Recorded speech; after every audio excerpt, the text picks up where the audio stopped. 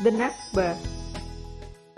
70 years have passed since the Nakba, the catastrophe in Arabic, took place in Palestine in 1948, in which more than 750,000 Palestinians were forcefully displaced from their homes and pushed into refugee camps in East Jerusalem, the West Bank, the Gaza Strip, and neighboring countries. But the Nakba didn't end in 1948. The catastrophe continues to affect more than 12 million Palestinians, who remain stateless today.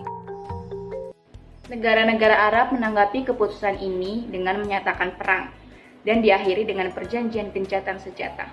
Dan Israel berhasil menguasai wilayah baru yaitu Yerusalem Barat, sementara jalur Gaza dikuasai oleh Mesir dan tepi barat dianeksasi Transjordan untuk menjadi Jordan. Konflik ini menyebabkan perpindahan skala besar karena setidaknya lebih dari 700.000 orang Palestina harus terusir dari rumah mereka dan mengungsi ke negara-negara Arab di sekitarnya. Israel menanggapi hal ini sebagai awal baru, awal bagi bangsa mereka. Sedangkan bagi Palestina, hal ini adalah nakba atau malapetaka, sebab menjadikan mereka terusir dari rumah mereka dan tidak memiliki kewarganegaraan. Selama sejarah Palestina, Palestina sebagian besar terdiri dari umat Kristiani, umat Muslim, dan sebagian kecil Yahudi. Penganiayaan terhadap orang Yahudi di seluruh penjuru Eropa menyebabkan mereka percaya bahwa mereka tidak lagi aman di sana. Dan kaum Zionis melihat Palestina sebagai lokasi utama bagi tanah air Yahudi. And it was clear that there were Palestinians on the land. Zionist leaders and common people alike got used to the idea that the only way of making Palestine a Jewish state is by causing the Palestinians to leave. Gerakan Zionis Yahudi mulai mengorganisir imigrasi dan membeli tanah di Palestina. Ini adalah langkah pertama dalam mengubah Palestina menjadi tanah air Yahudi. Migrasi Yahudi ke Palestina berlanjut selama beberapa dekade. Dan orang-orang Palestina mengorganisir demonstrasi besar-besaran melawan arus masuk ini. Orang Palestina melihat dukungan Inggris terhadap Zionisme sebagai bias dan tidak adil. Jadi rakyat Palestina memberontak pada tahun 1936 untuk melawan penduduk Inggris dan Zionis. Selama 3 tahun pemberontakan itu, ribuan rakyat Palestina terbunuh dan ratusan warga Inggris dan Zionis Yahudi juga mati. Saat orang-orang Inggris bersiap untuk pergi, populasi Yahudi baru mulai mengambil alih, dan itu membantu karena mereka bersenjata lengkap. Pembersihan etnis Palestina dimulai beberapa bulan sebelum Inggris secara resmi meninggalkan Palestina. Zionis mengambil alih kota-kota besar dan ratusan desa yang memaksa ribuan orang Palestina masuk ke negara tetangga. It happened many times that the Israeli very holy soldiers took 10 of the youngsters in the middle of the village, shot them just in order to kill them, in order that all the others will see it and run away. And if it's not enough, they took others also. Inggris mengakhiri mandat mereka pada 14 Mei 1948, meninggalkan tank dan sejumlah senjata lapis baja kepada Israel yang baru saja dibuat. Kaum Yahudi Zionis mendeklarasikan negara Israel pada 14 Mei 1948. Meskipun Palestina mendapat banyak dukungan dari negara Arab lainnya, namun Israel juga memiliki dukungan dari militer, politik, dan keuangan asing. Israel tumbuh di sekitar garis pemisah PBB selama Perang Arab-Israel dengan menghancurkan desa-desa Arab dan mengurangi populasi Palestina. Gencatan senjata pada 1949, Israel dan Arab membagi wilayah mereka, tapi tidak ada negara untuk Palestina. Hanya 2 wilayah yang dikendalikan oleh Mesir dan Jordan, yang sekarang diketahui sebagai jalur Gaza dan tepi barat. Selama gencatan senjata, 700.000 orang Palestina melarikan diri dari rumah mereka, atau mereka dipaksa keluar dari rumah mereka. Pada April 1949, lebih dari 500 desa dan 10 kota telah direbut oleh Israel, dan lebih dari 750.000 orang Palestina diusir dari rumah mereka, dan lebih dari 13.000 orang Palestina terbunuh. Six-Day War. Hingga 18 tahun berikutnya pada tahun 1967, setelah ketegangan yang berkepanjangan dan tanpa perubahan teritorial, perang kembali meletus antara Israel dan negara Arab. Perang ini disebut Six-Day War yang berlangsung selama 6 hari dan kemudian didominasi oleh kemenangan Israel. Ini adalah gambaran umum dari Intifada.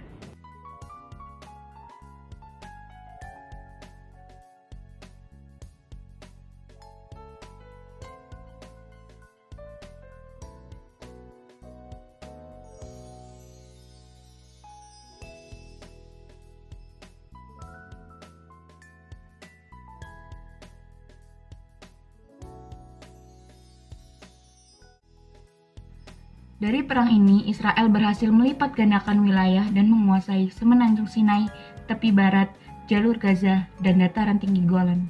PBB bereaksi akan hal ini dan mengadopsi resolusi 242 mengecam pendudukan Israel. 6 tahun setelahnya, Mesir dan Rusia melancarkan serangan dan memulihkan tanah yang didukung negara-negara Arab lainnya. Dengan bantuan Amerika Serikat, Israel berhasil bertahan hingga kemudian negara-negara Arab pengekspor minyak meningkatkan harga minyak sebesar 70% dan mengurangi produksi sebesar 5% dan menjadi krisis minyak pertama di tahun 1973 yang pada akhirnya membuat Israel harus menyerah dan mengembalikan Sinai ke Mesir dan Golan ke Suriah.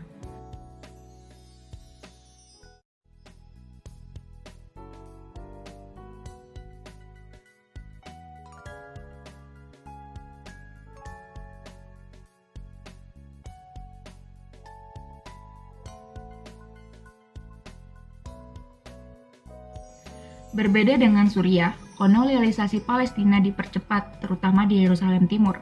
Pemerintah Israel mulai membangun pemukiman Yahudi di wilayah yang dahulunya adalah wilayah Palestina, seperti Yerusalem Timur, tepi barat, dan jalur Gaza. Pemukiman ini dinyatakan ilegal oleh Mahkamah Internasional, tetapi Israel berargumen bahwa perbuatan mereka tidak benar-benar ilegal, sebab Palestina sebenarnya bukanlah sebuah negara. Intifada 1. Intifada pertama yang terjadi di seluruh wilayah Palestina, termasuk jalur Gaza, tepi barat, dan Yerusalem Timur, adalah puncak dari ketidakpuasan selama bertahun-tahun atas pendudukan Israel di wilayah-wilayah ini. Pada tahun-tahun menjelang kerusuhan, warga Palestina menghadapi kesulitan ekonomi dan perluasan.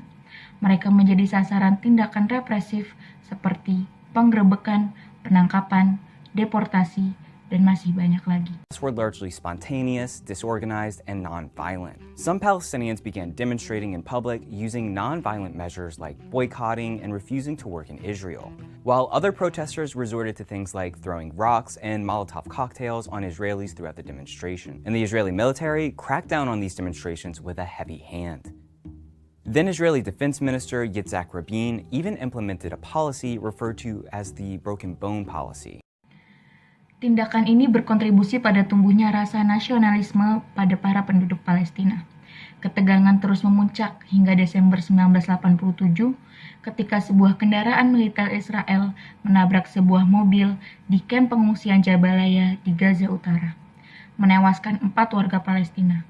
Banyak yang percaya bahwa kecelakaan ini bukanlah sebuah kecelakaan, melainkan pembalasan atas kematian seorang pria Israel yang ditusuk di Gaza beberapa hari sebelumnya. Peristiwa inilah yang banyak disebut sebagai katalisator pemberontakan pertama.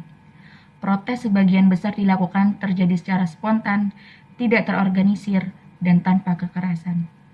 Beberapa warga Palestina mulai berdemonstrasi di depan umum menggunakan langkah-langkah tanpa kekerasan seperti memboikot dan menolak bekerja di Israel.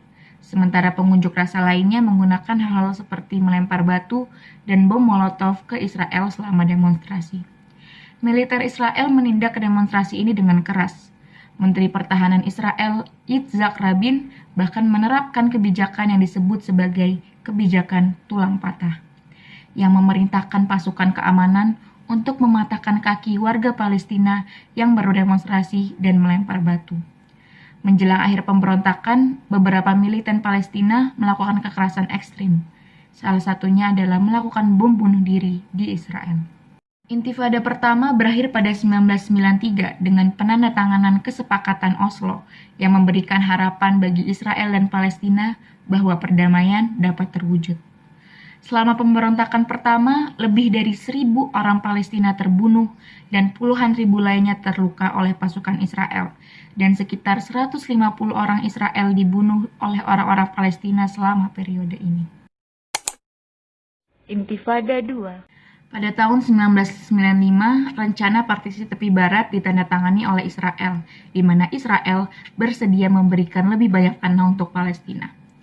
Tentunya ini hanyalah sebuah harapan, realitanya tidak seperti itu. Setelah berakhirnya Intifada pertama, pendudukan Israel di Gaza dan tepi barat semakin dalam. Pada tahun 1995, rencana partisi tepi barat ditandatangani oleh Israel, di mana Israel bersedia menyediakan lebih banyak tanah untuk Palestina.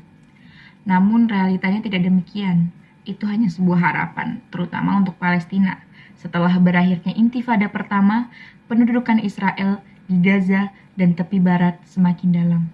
Posisi sosial, ekonomi, dan kebebasan bergerak juga semakin merosot bagi warga Palestina. Hingga pada September, 2.000 kepala oposisi Israel melakukan kunjungan ke Temple Mount dengan 1.000 penjaga bersenjata yang memicu meletusnya Intifada 2, yang jauh lebih kejam, di mana lebih dari 3.000 orang Palestina dan 1.000 orang Israel terbunuh. Pada tahun 2002, Israel membangun tembok di tepi barat yang mereka anggap sebagai pertahanan diri, yang mana dengan hal ini dianggap perampasan tanah ilegal oleh Palestina. Karena Israel telah melanggar batas wilayah Palestina dan tembok itu dinyatakan ilegal oleh Mahkamah Internasional. Untuk menenangkan situasi, pada 2005 Israel memutuskan untuk menghapus pemukiman Yahudi di jalur Gaza, tetapi tetap memegang kendali atas perbatasannya. Jalur Gaza. Di tahun-tahun berikutnya, ketegangan berfokus di jalur Gaza, terutama terhadap Hamas yang berkuasa. Israel memblokade wilayah tersebut, sementara Hamas secara rutin sering melancarkan roket ke Israel. Hingga puncaknya di tahun 2014, ketika pesawat tempur Israel menggempur daerah itu dan menyebabkan hancurnya 50.000 rumah, 100 sekolah, puluhan rumah sakit, dan satu-satunya pembangkit listrik di jalur Gaza. Hal ini membuat penduduk yang terjebak di Gaza harus menghadapi bencana kemanusiaan. Today, Israel occupies the whole of historical Palestine. Israelis continue to build illegal settlements on occupied Palestinian territories. Palestinians in the West Bank live under military law, which subjects them to checkpoints, curfews, and arbitrary arrests. Palestinians in Gaza live under a blockade imposed by Israel. Gaza is set to become unlivable by 2020. Palestinians today continue to demand their right to return to their homes. For them, the Nakba will not end until this right is granted.